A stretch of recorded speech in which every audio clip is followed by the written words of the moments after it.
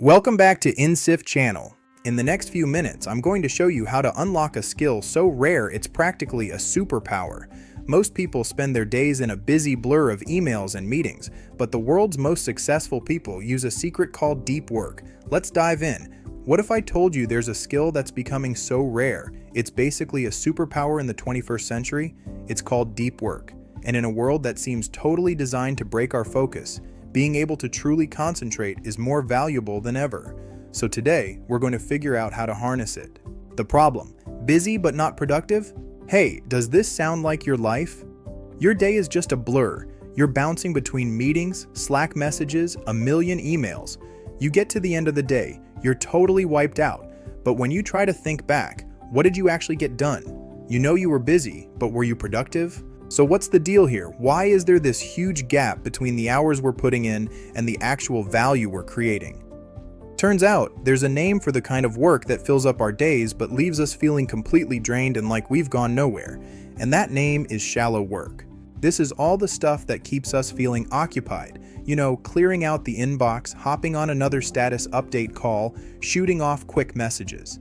It's easy, and it kind of feels like you're being productive, but it's not really pushing you or creating anything new. And the hidden cost of all this constant shallowness, well, it's absolutely staggering. Get this. This number comes from a really fascinating experiment over at Atlantic Media. An analyst there decided to calculate the annual cost of employees just processing internal emails. That's it. And the total, over $1 million. That's enough to buy a small company Learjet. That is the real bottom line price of shallow work. The superpower: introducing deep work. Okay, so if all that shallow work is the poison, what's the antidote? Well, there's an approach that's actually really simple in theory, but pretty revolutionary when you put it into practice. It's called deep work, and it is the key to unlocking your absolute best results. Deep work is the total opposite of shallow work. It's that flow state. You know, that distraction-free zone where you're tackling something that really pushes your brain to its limits. This is where the real breakthroughs happen. This is where you actually build skills and where you produce work that's unique and valuable. And let me be clear, this is not some trendy new productivity hack. In fact, if you look back at some of the most influential people in history, you find this one common thread running through all of them: a fierce commitment to deep work. They just knew instinctively that to create amazing things, they had to ruthlessly protect their focus. And I mean, this goes back for centuries. You've got Montaigne locking himself away in his castle tower, Mark Twain writing in a shed so far from the main house his family had to blow a horn to call him for dinner. Woody Allen wrote 44 films on a manual typewriter, never even owned a computer, and more recently, J.K. Rowling was basically a ghost on social media while she was writing Harry Potter. They all built their lives around deep, uninterrupted focus. So what's actually going on inside our brains when we do this? Well, the short answer is a substance called myelin. See, when you focus really intensely on one skill, your brain starts wrapping the neurons involved in that skill with this fatty tissue. You can think of it like putting insulation on an electrical wire. It lets the circuit fire way faster and much more effectively. So deep work is literally building you a faster, more skilled brain. How to work deeply. 3 core strategies. Okay, so that covers the what and the why. Now for the really important part, the how. How can we, living in this hyper-connected, distracting world, actually do deep work?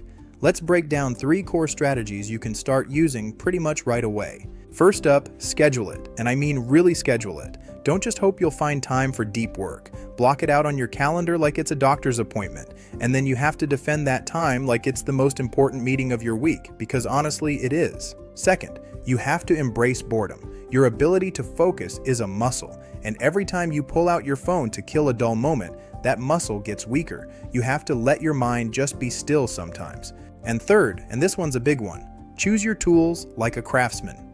This slide lays out that idea perfectly. See, most of us use the any benefit approach on the left. We see a new app or social network and think, hey, could this offer me any small benefit? And if the answer is yes, we sign up. But the craftsman asks a much harder question. Does the positive impact of this tool substantially outweigh all the negatives, including the huge cost to my focus? Just making that one mental shift will change everything about how you interact with technology. The payoff. Reclaiming your time. So what happens when you actually make this shift? When you start prioritizing deep work over all that shallow busyness? Well, the payoff is just profound, and it's not just about your job. It really touches every single part of your life. You're not just getting your workday back, you're reclaiming your time, your attention, and your own mind.